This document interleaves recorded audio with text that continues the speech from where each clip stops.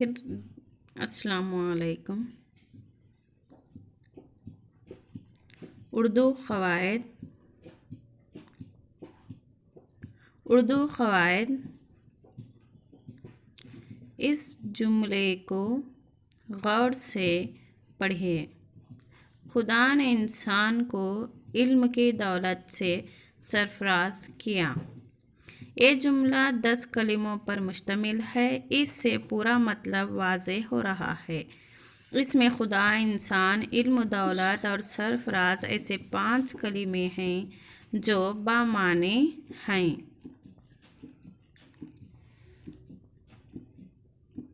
ایسے الفاظ جو بامعنی اپنے معنی آپ دیتے ہیں مستقل کلمہ کہلاتے ہیں۔ جملے میں نے، کو، کی اور سے ایسے کلمے ہیں جو اپنے معنی تنہا نہیں دیتے بلکہ دوسروں سے مل کر دیتے ہیں۔ ایسے الفاظ جو دوسرے الفاظ سے مل کر معنی دیتے ہیں غیر مستقل کلمہ کہلاتے ہیں۔